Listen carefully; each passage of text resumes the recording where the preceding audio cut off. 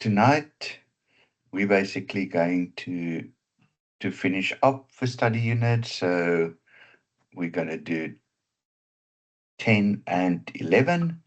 And then from next week on, we're going to go through old exam papers. So I will also share the papers tomorrow during the day on the WhatsApp group, so that we can start focusing on that from next week. Okay, so this is still a question from study unit 9. We didn't really look at the proportion confidence interval, so I just wanted us to just look at one of them, and then we will go into the chi-square and the regression line. Okay, so for the confidence interval for proportion, basically let me just, we will again need the formula. Let me just see what this is. Let me just save and hopefully it will.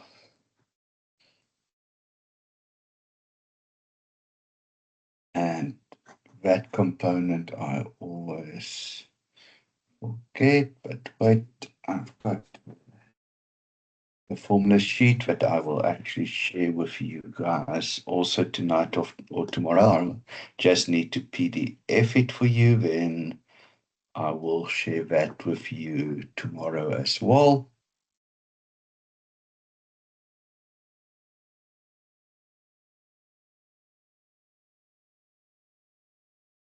Down from there, so we've got, this is basically the confidence interval for the proportion.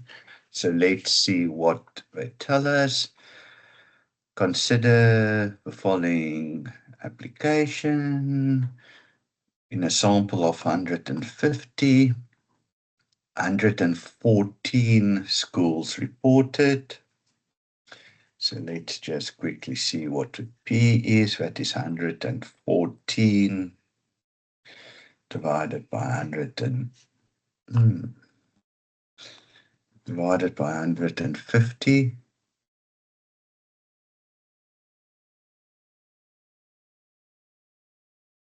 114 divided by 150, that is 0.76. Okay, so 0.76 will be somewhere in the middle. Okay, already some weird duplications here. So let's just take them out. So basically 0.76 can be in the middle of all three of them. So we will need to look at the rest of the question. So proportion 0.76 plus minus, let's see, Z, they told us 90% confidence interval, so that is 1.645. Remember that we got from the table in the study guide. Just to add to that, 95% would have been equal to 1.96.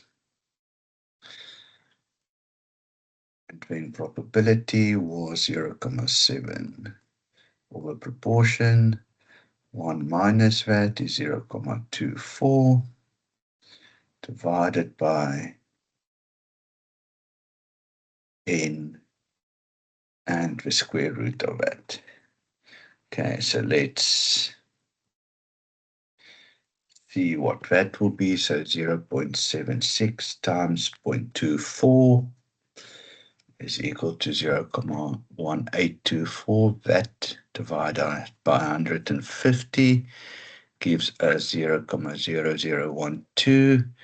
And if I take the square root of that, I get that we need to plus or minus it by Okay, let's just quickly 1,645 times 0,0349. Nearly forgot that component. So it is 0,76 plus or minus 0,05. Let me just round it off to 3 decimals, so 0,057. Okay, so 0,057 plus 0.76 will give us, the top one is 0,817, and 0.76 minus 0.057 will give us the bottom one of 0,703, okay, which is then option A. So just a quick recap of confidence intervals for proportion. I forgot to add one last time. So just wanted to make sure that we cover that in here as well. Okay, so let's go to the next one. So now we go into chi-square. So we go into study unit 10, and I want just to add something from the study guide, so that one can just make sure we have that. So I think I also have it in my previous slides. It's just that quick summary of study unit 10. So let me just quickly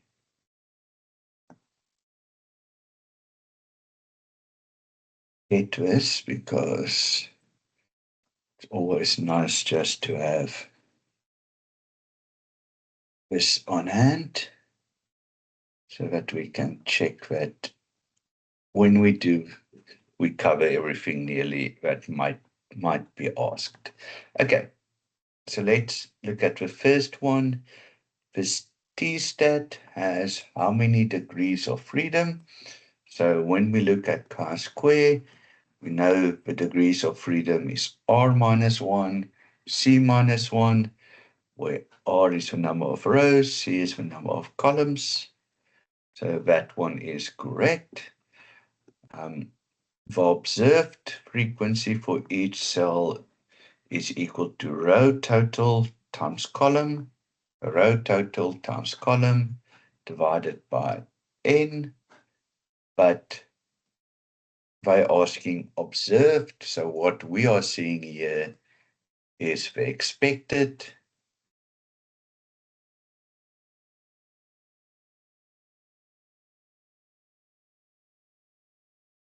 So you're working out row total times column total divided by n will give you the expected and not the observed. So this one is the incorrect one. So just again, small wording that might trick you in the exam, because if we've done that, we look at it, we see row total column divided by n, which is there, and sometimes we misread it and not see that that answer is actually for expected, where we are looking at the observed. Then chi-square, you can use two variables that are qualitative, which is correct. So think about it, qualitative in the sense that you can have presets of say, distance from school, and you have types of schools. So that is all qualitative. You can have eye color combination with color of your hair. And that is all qualitative variables. The null hypothesis is that two variables are independent. Null hypothesis is two variables are independent. So that is correct. Alternative, and just again, if we don't have a question like that, variables not independent. So the other thing that they can say is variables are dependent. So just remember, not independent is exactly the same as dependent. Then the last one, if observed and the expected frequency of each cell are equal, then the test statistic will be equal to 0. So let's just look at this test statistic. If you're observed and your frequency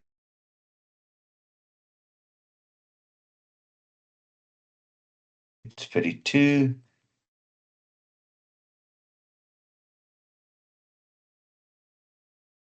so 32 minus 32 is 0. 0 to the power of 2 stays 0. 0 divided by 32 is 0. And if you have, say, 4 of these ones that are all similar, 0 plus 0 plus 0 plus 0 will stay 0. So your chi-square statistic will stay equal to 0. Okay, so that is just basically a question around everything that you need to know about chi-square, but in a definition format. We didn't need to work out anything here. They just basically looked at the hypothesis, they looked at degrees of freedom, they looked at expected, they looked at the t-stat, and they asked us questions around that. Okay, so this one on chi-square, but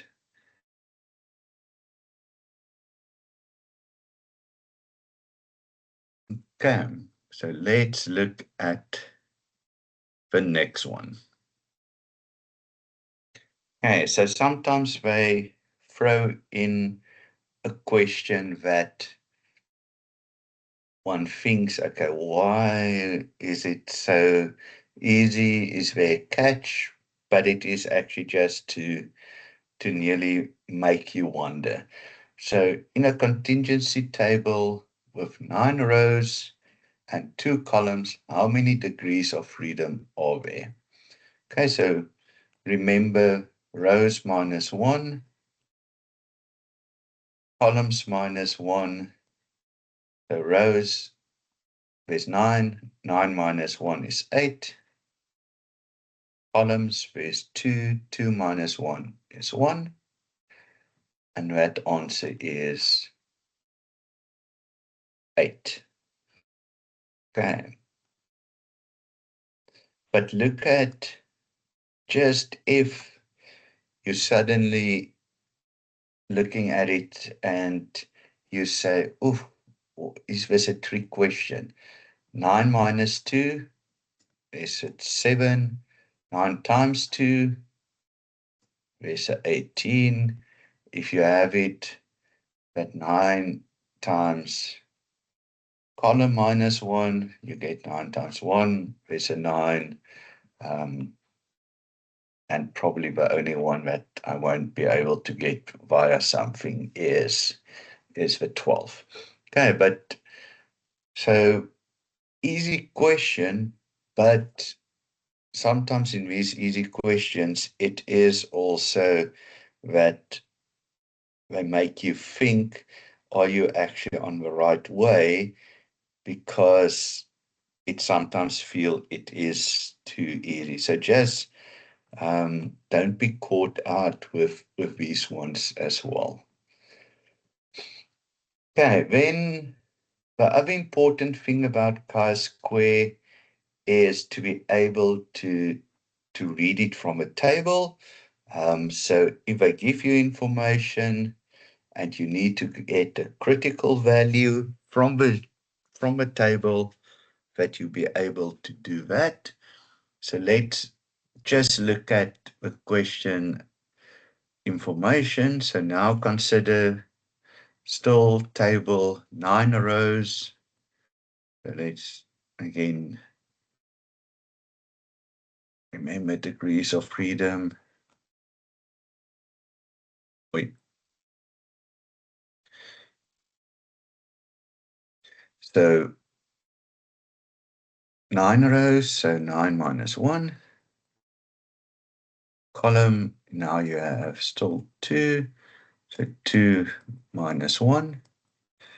And you have a level of significance, which is 1%. So degrees of freedom of 8 and 0.01. Okay, so let's see. Again, going to go to my table. So from our study guide, or not from a study guide, but the TUT letter. Let's go to the back where the tables are. And we are working with the chi-square. So here we have it. So let's quickly see. We said we're working with degrees of freedom of 8 and 0.01.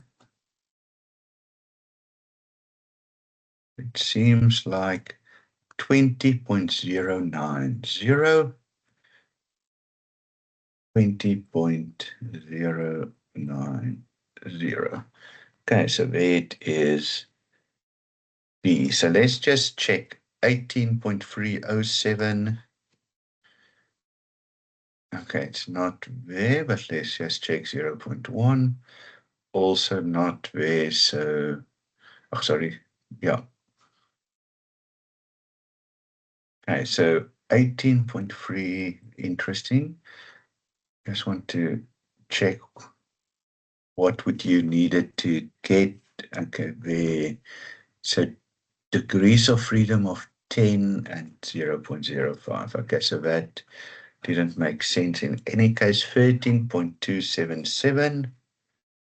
Okay, so not one of them is next to it. 13.277 is also not there, so at least not 18.54.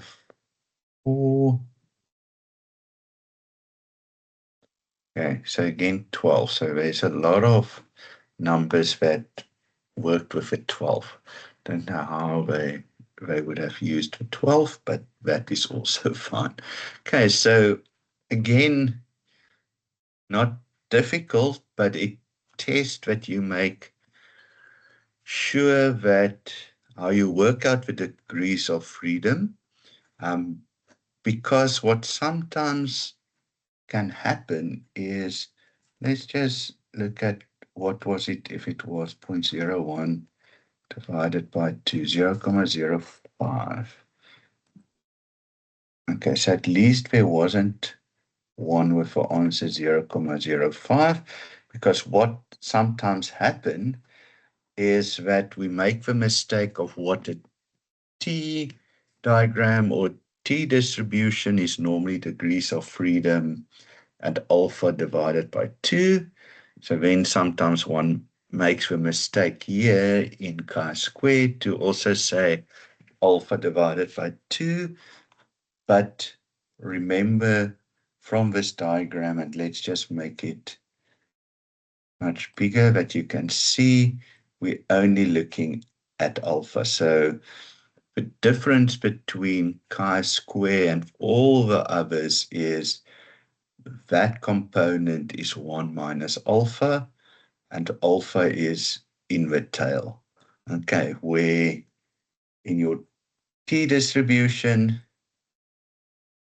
you had the alpha on both sides, and the same with your normal distribution.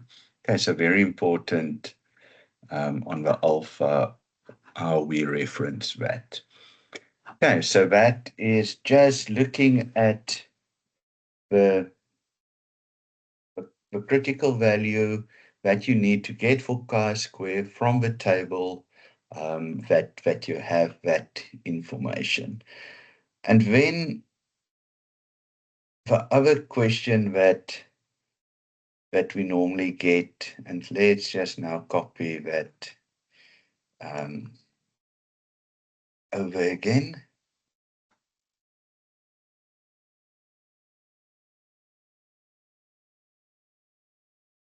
That we can use it, is they give you information and they ask you a set of questions around that. But in here, they also say the test statistic for the test of independence from question 5 has been calculated as 1,56. If a level of significance is 10%, which one of the following statements about the decision hypothesis is correct? Okay, then they give you the whole data set. Okay, so first thing, let's work out critical value.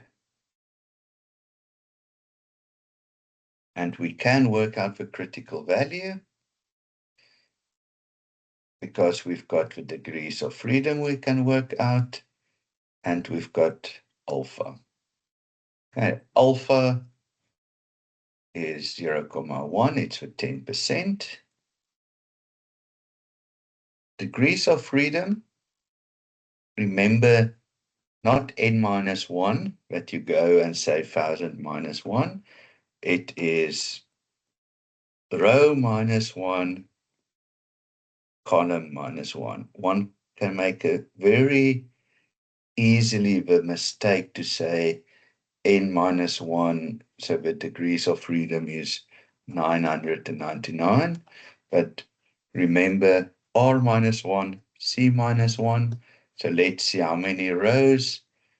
Primary high school, we don't take into account totals. And then how many columns? There's 1, 2, and 3. Okay, so 3 minus 1. Okay, so 2 minus 1 is 1, 3 minus 1 is 2, the degrees of freedom is 2. So let's quickly see what the critical value will be at degrees of freedom 2 and 0.1.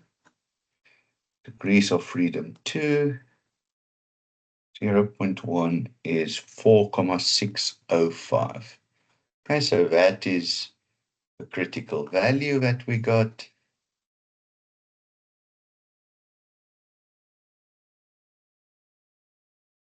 Four comma 605. Okay, so the value that we're going to test it against, they said it is 1,56. Okay, so let's look at the options. So now they're giving us options that we're going to read through because it's all about how they phrase it. So the null hypothesis is that, and let's just see, we need to get which of the statement down decision and hypothesis is correct. Okay, so that we don't go and make the first one that is incorrect, we select. So the null hypothesis is that distance from home to school and school level are not independent. Okay, so null hypothesis Null hypothesis says it is independent, so that is incorrect. Okay, so null hypothesis is always linked to independence. Okay, so there's not, so that's the one that we tested around that. The test statistic, and where it is, the 1,56, is less than the critical value. Yes, it is. It's on the inside of that. So it is less than that. So the test statistic is less than the critical value. Yes. We therefore reject the null hypothesis. Okay, so that is the one that is incorrect. So yes, it is smaller, but because it is smaller, we accept the null hypothesis. So we don't reject it. Okay, so let's just see. I want to see where's another one that is less. So here, the test statistic is less than the critical value.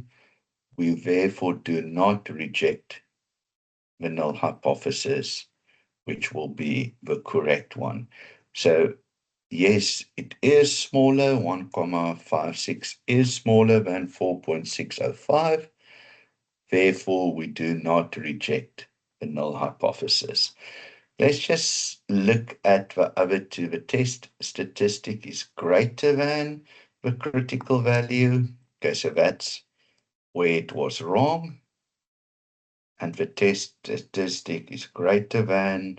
Okay, so there it's also where that definition is wrong. Okay, so if it's, and I always say if it is on the inside, you basically, and the words I normally use is accept the null hypothesis. So again, do not reject is the same as you are accepting. So if it is on the inside, accept the null hypothesis. If it is on the outside, you reject the null hypothesis. Okay, so again, um, they are using the words to confuse a bit as well. So just make 100% sure that wordings like do not reject is exactly the same as you are accepting it. Not independent and dependent are exactly the same. Okay, then, so that was a few questions on the chi-square. You will see, you will not, just see, where is my cursor now?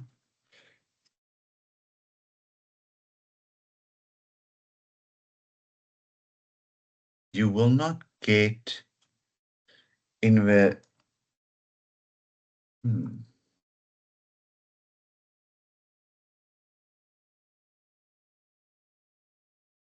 really having problems with, okay, let's just save it.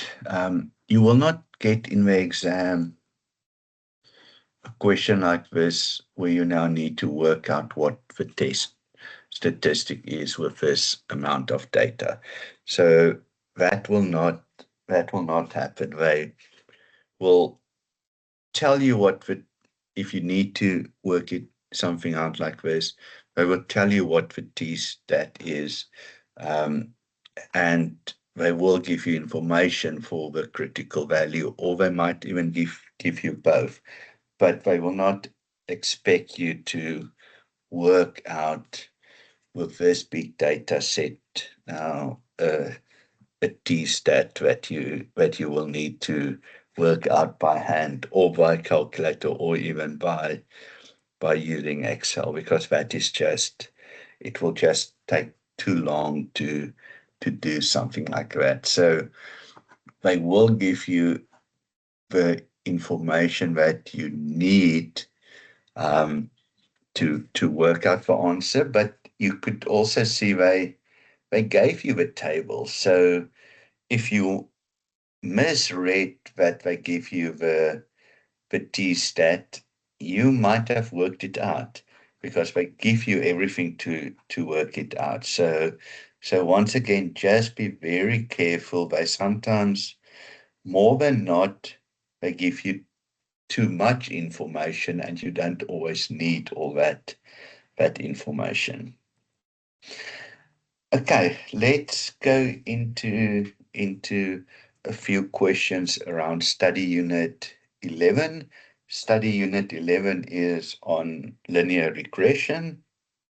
So a bit different from study unit 10 because study unit 10 is just another way of looking at different types of variables. Linear regression, what we look for in linear regression in study unit 11 is what is the relationship between the two variables that you analyze.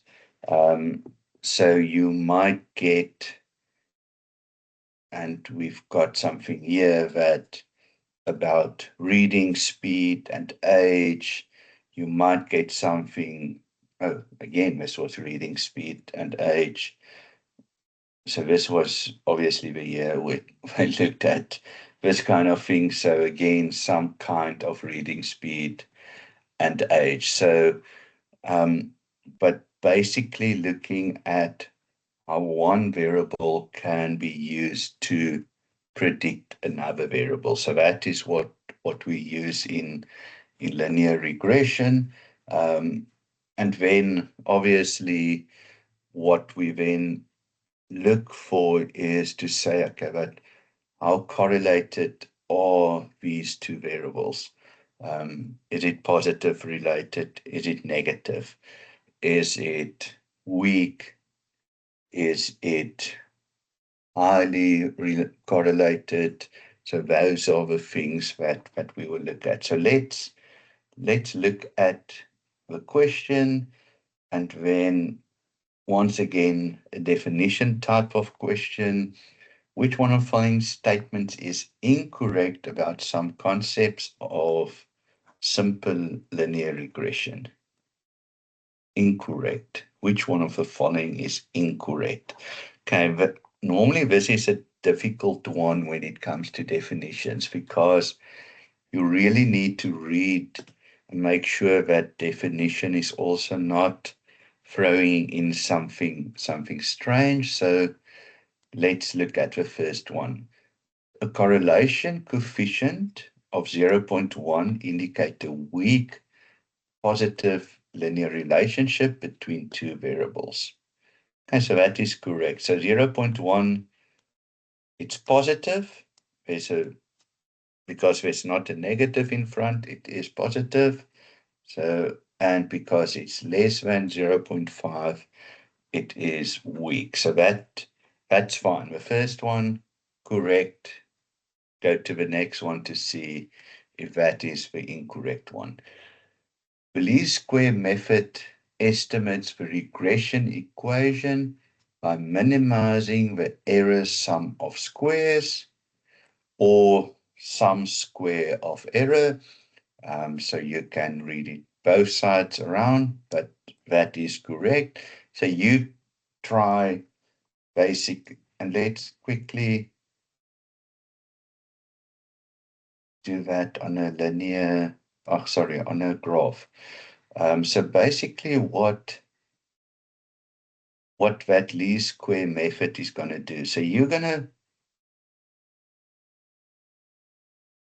add your regression line where the distance between that point and the line for all of those is going to be minimized. So the least square method estimates the regression equation by minimizing the error sum of squares. So each one of those is an error. So it's minimizing the sum of errors. Okay, so that's basically what the least square will do. So that is also correct. The correlation coefficient, so remember correlation coefficient is R, takes on values between 0 and 1. Okay, so this is the incorrect one because R takes on values between -1 and 1. Okay, so not 0 and 1. Between 0 and 1 is the coefficient of determination. So if it is between 0 and 1, that is the coefficient of determination and not the coefficient of correlation or correlation coefficient. Let me save again. Okay, so then let's look at, so C is the incorrect one. The coefficient of determination can be interpreted as a percentage of the total sum of squares that can be explained using the estimated regression equation. That is correct. And then the last one, the slope and the intercept of the estimated regression equation are estimated using this least square method. Also correct. What you can also remember is the slope. So whatever the sign of the slope is the same sign of your correlation coefficient. So if your slope is minus m, your correlation will also be a negative correlation. So, and the other way around. So just remember, if you see a slope that's negative, the correlation also needs to be negative. Okay, so once again, just starting off this study unit with a definition question. And in this definition question, you now have seen we touch on the correlation coefficient, we touched on the coefficient of determination, a bit of this error sum of squares. We touched on if it is positive. We touched on how weak or strong. The only thing that we have not looked at here, which might then come up in another one, is that you also just need to remember is which one, if you have a straight line, which one is the independent variable and which one is the dependent variable. But hopefully we get it in this question. And I think not in any others. So that is why it was included in this one.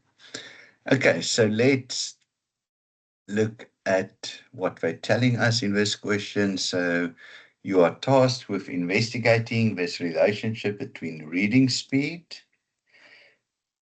and age of primary and high school learners using simple linear regression. Which one of the following statements about the investigation is incorrect? Okay, so let's first see with the dependent variable is age.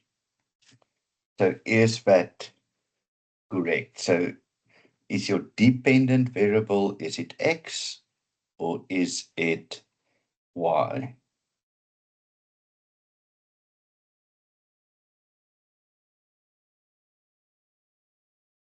Okay, so your dependent variable is normally denoted by y. So let's see.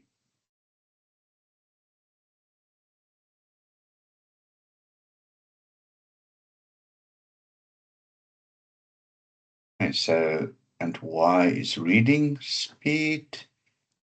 Okay, so A is incorrect. Okay, so let's also just, and how you can remember dependent variable is just it's dependent means it depends on another variable. So depending on what the age is, you will know what the reading speed is. So just remember that is how we look at it. Okay, so let's just look at the other questions or answers as well. The estimated regression equation will take the form reading speed. Okay, so that's y is equal to b1 times x plus b0, where b1 is the slope and b0 is the intercept. That is correct.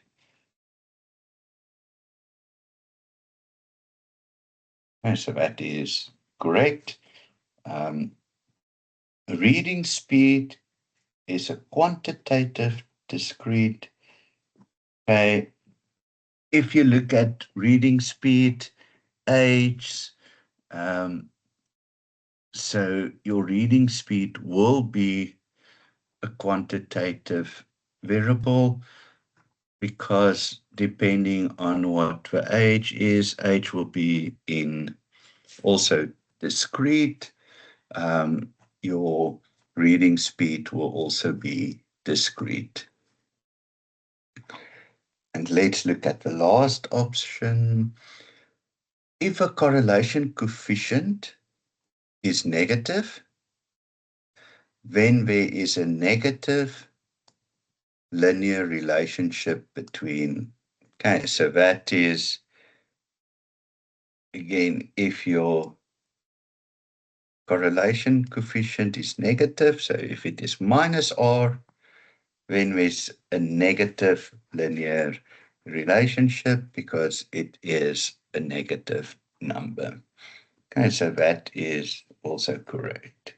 Okay, so the opposite also, if the correlation coefficient is positive, then there's a positive linear relationship between reading speed and age. Okay, so just remember it can be phrased the other way around as well.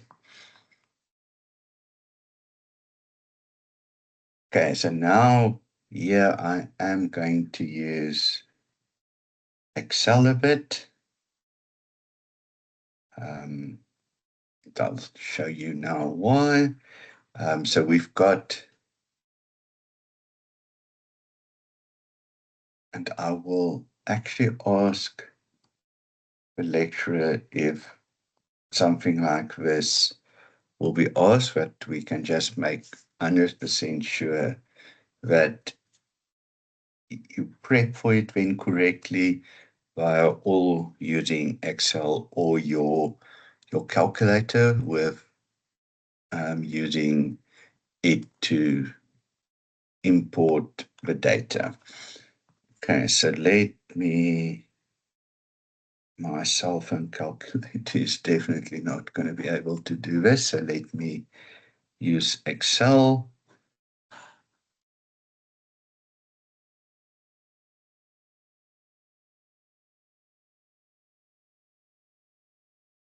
Okay, and let's say X is age, Y is reading speed,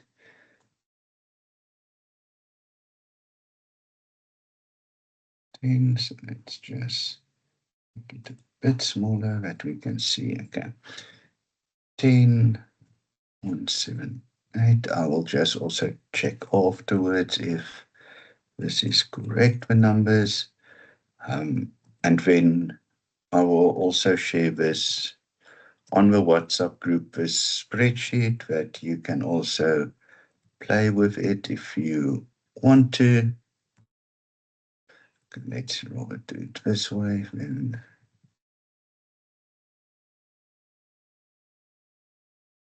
07 208 184 224 196 246 168. Okay, so we've got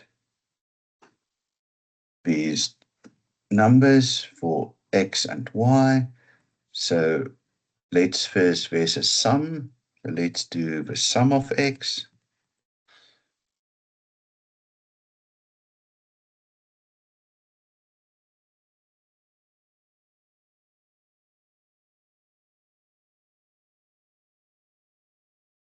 Okay, so sum of X is 113. Sum of X is 113. We need the incorrect one, so 113 is correct. Okay, so they don't ask us for sum of Y, but let's just add it in. Maybe you can use it when you need to have it for another question. So for now, they don't ask us what is the sum of Y. Okay, they ask us what is B0. Remember, B0 is the intercept. So let's do B0. Intercept. And just again, read what is needed for Excel. Excel always wants you to put in the Y's first and then the X's. Okay, it's interesting. Again, don't know why it is like that, but that is then your B0. So your slope, where was that? So let's just check slope. Okay, slope is definitely wrong. So the one that's wrong is number 4. Okay, so that is wrong. But let's just check the other ones as well. So B1 is not intercept. Okay, I now B0 is intercept. What did I now say? Slope. Okay, so let me just write that next to it as well. But I now don't confuse myself. B1 is slope. Again, if you look at the slope, first want the y values, then the x values. So B1 is 18.18. 18.18, so let's round it off. So we just make 100% sure that we get the same number.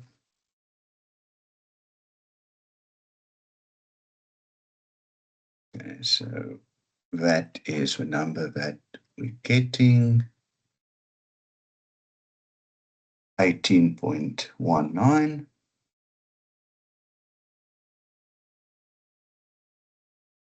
18.19. Okay, so at the moment, that one is correct, so we can take that one out. We saw that 5 is correct, so we can take that one out. Now they ask us a few other things that, again, if I'm checking also my calculator. Sometimes these things are not on a calculator. So that's why I want to ask the lecturer if something like this might be asked, or if it is just for you guys to nearly practice with. So let's just check. We need to do the sum of x minus the mean. So we haven't even calculated the mean. And then that to the power of 2. So that is what we need to work out. So we need to work out what is the mean.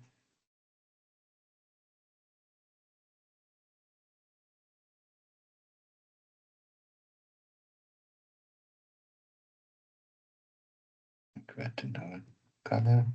Okay, so it is x minus the mean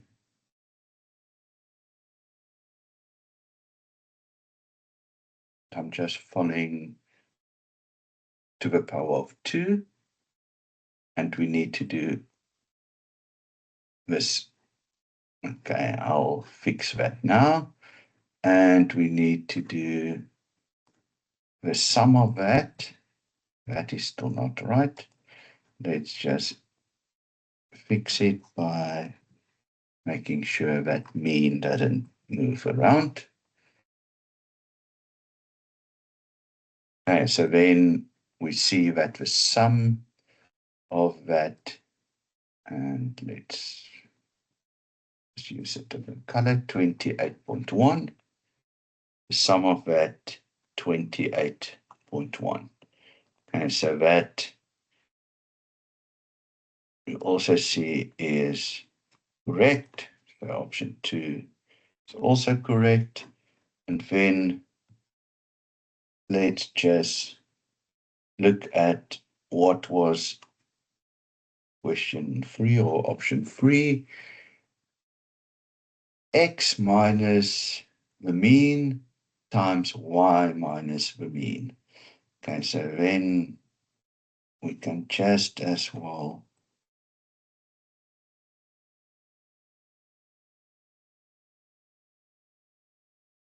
do this, that we have average both of them.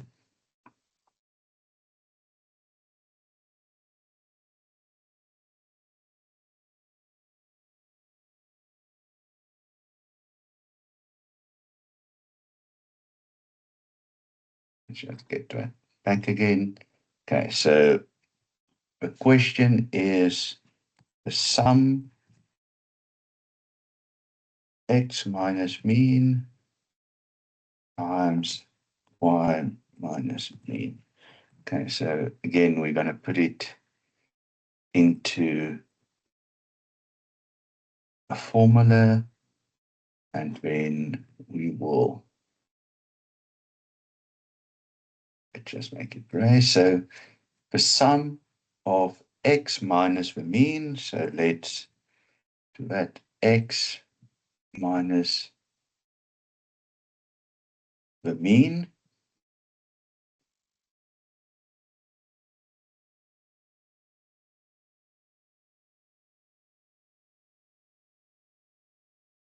and that is going to be times by y minus the mean of y.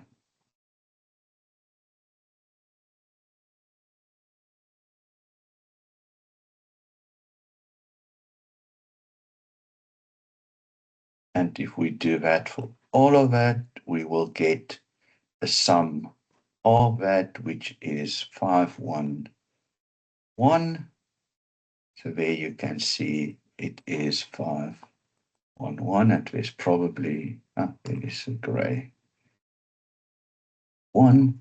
So that is also then why option 3 is wrong. So I will definitely share this with you, that you can also play around with it. And why it's nice is if you now change one number, everything will adjust with it. So it's one of those that you can then use for other questions as well if you need to work it out for another set of data that you have. Okay, but I will find out if this is something that you guys need to be able to do in the exam, because a question like this, if I now see how many we probably spent now, about 12 to 15 minutes on it, and I used Excel, so it's not even so it's not a quick process. So that's why I think it is important that we just make sure if a question like this will be asked and if you might get more detail instead of just the table. Okay. But again, I will also share the Excel spreadsheet for you guys that you guys can see. Okay, so this is more like something that you will get.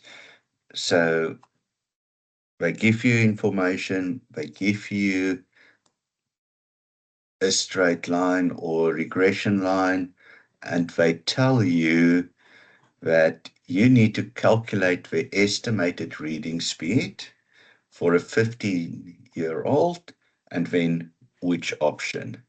Okay, so you need to work out what's the y.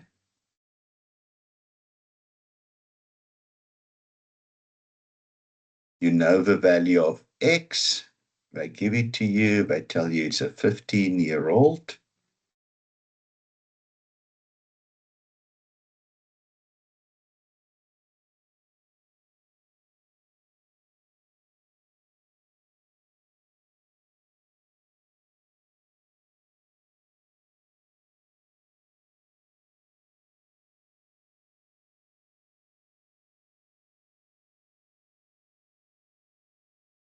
Okay, so 10.4 times 15 is 156.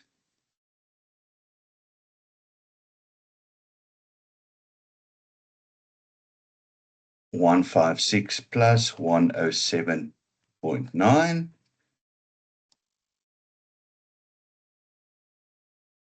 263.9 and 263, let's see, round it off, it gives you 264.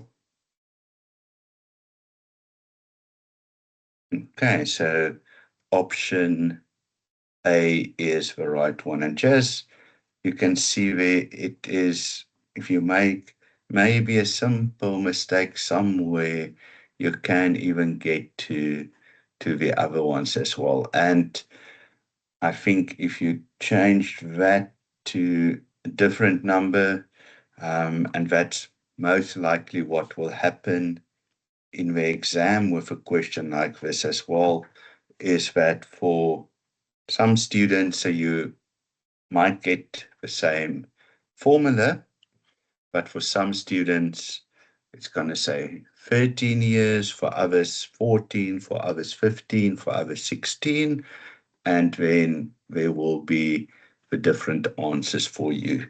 So just remember again, nearly each question will have a set of 2 or 3 different questions around it. And it's not that it's dramatically different, but it's normally that for hypothesis, it might be that instead of 81, they use 80. So it just changes it a bit, but there will be all the different answers. Okay, so that was nearly a quick view on study unit 10 and 11, where we focused on chi-square and we focus on the regression. What is also important, and I will ask that on the WhatsApp group later on, that you just share with me what you're going to use in the exam, so that we just check that that I can share with you the steps to work out a question like this if you are going to use the calculator. So I will ask on the WhatsApp group just what method and then what calculators, so that we have all the details, all the steps that you need to follow to get to the answers. I don't want you guys to, in the exam, now need to worry how to use your calculator or how to use Excel. So we have still 3 weeks to sort that out. So I will ask on the chat basically what types, so that we just make sure that I can give you nearly a method that you will be able to be using your calculator if you're not using Excel. Okay, that is it for tonight, everyone. Yes, please ask. Good evening, sir. I wanted to ask, in the exam, like if you're going through your questions and then maybe you find one question difficult, if you skip it without answering it, are you able to come back to it? No, Is the system un gonna allow you to do that or what? unfortunately not. So yeah, unfortunately not. So if you Okay, s- if you skip a question, you basically lose it, that you can't go back. okay. So the questions are linear. So you need to complete question one, then go to question two, complete question two, go to question three. So you you if you skip, you basically can't go back. Unfortunately, that is how the system is. Okay. And the other thing about the question papers that you're going to share for revision, are Yes. we doing a specific question paper or you just picking questions? Because I was thinking if we doing a specific question paper, then you can tell us which one we are doing and then we can try Yes. and work them out So, before the yes. class. So what I'm going to do, I'm going to share everything, but I'm Mhm. going to say Tuesday we focus on this paper, Okay. so that you can prep beforehand, that you can have questions on it.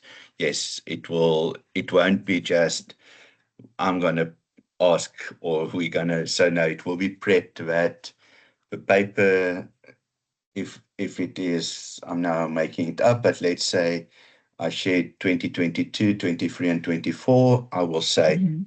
tonight or on Tuesday night, we're going to focus on paper 2022, come with the questions, but we will also go through some of the questions.